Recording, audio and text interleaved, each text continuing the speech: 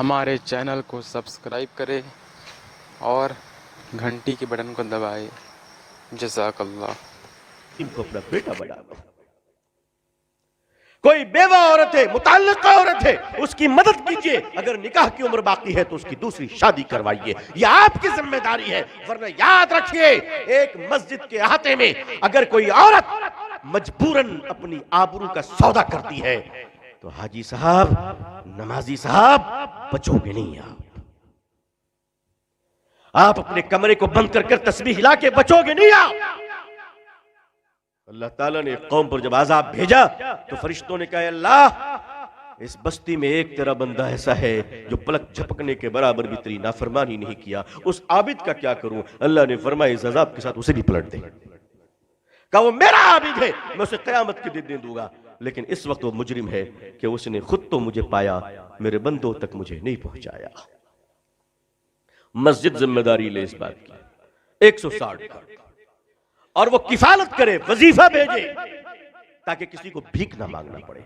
हमारी कौम में एक गरीब आदमी अपनी बेटी की शादी के लिए अगर भीख मांगता है तो शर्म आनी चाहिए, हमें गैरत आनी चाहिए।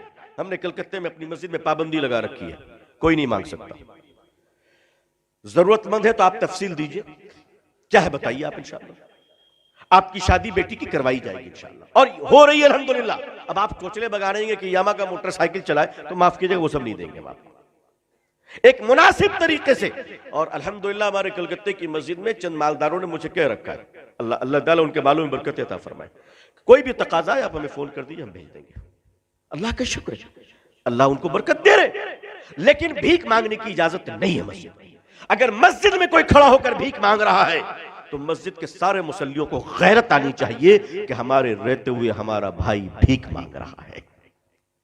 जी, गैरत आनी चाहिए, गैरत आनी चाहिए। बेगैरत है वो लोग जो 10-5 दे के निकल जाते हैं। बेगैरत है वो लोग दीनदार नहीं है, सखी नहीं है, वो बेगैरत है, वो भिखारियों को प्रमोट कर रहे हैं।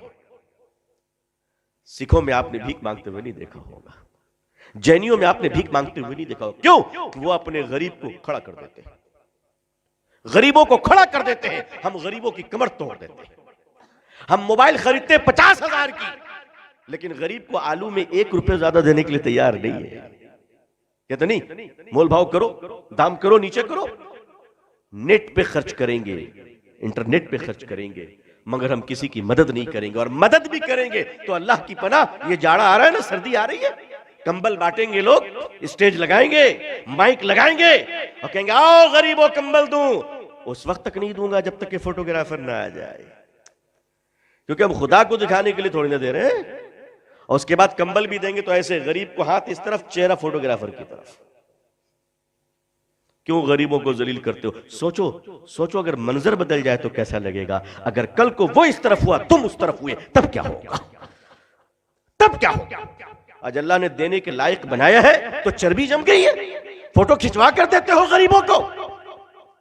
इसी मुल्क के मारवाड़ियों को, मेरी बड़ी मशहूर तकरीर है इस पे, मारवाड़ियों ने किस तरह खिदमत की है।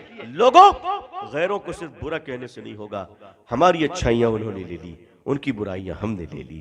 आइए, अगर मुकाबला करना है, जो गम आपके दिल में है 2 दिन से, मैं उस गम से अलग नहीं हूं। मैं तो उससे इतना मुतासिर हूं कि बस अल्लाह बुलवा रहा है इस वक्त जो मैं आपसे बोल रहा हूं, और मेरी हैसियत नहीं कि मैं तकलीफ कर सकता था। मैं आपसे कम गमगीन नहीं हूं, लेकिन इलाज तो ढूंढना पड़ेगा ना। अगर हम आप रोने ही लगेंगे तो काम कौन करेगा?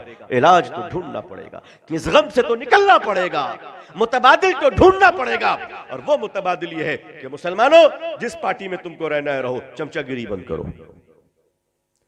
तुमको जो पार्टी करना है करो, चमचागिरी मत करो। और ऐसे मुसलमानों से मुसलमानों बचो जो बाप के जनाजे में तो टोपी नहीं पहनता है, एमएलए की इफ्तार पार्टी में 3 हाथ की लंबी टोपी पहने खड़ा रहता है। ऐसे भिखारी मुसलमानों से बचो।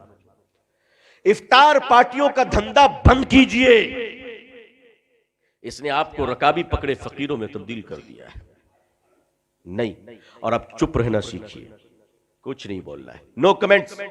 सोशल मीडिया का इस्तेमाल कम कीजिए, हो सके तो अपने घरों से टीवी को निकाल दीजिए। आप सोच रहे हैं मैं क्या कह रहा हूं। मेरे बुजुर्गों, टीवी में न्यूज देखते हो, न्यूज में सिवाय तुम्हें गाली देने के और क्या दिया जाता है? बंद करो टीवी देखना। अपने कौम को गाली सुनवाने के लिए तुम पैसे खर्च करते हो, मेरे बुजुर्गों, अपने वक्त का सही इस्तेमाल कीजिए। कोई काम नहीं तो सो जाइए, कुरान पढ़िए, अल्लाह अल्लाह कीजिए, इस्तगफार पढ़िए, ताकि आंख बंद होने के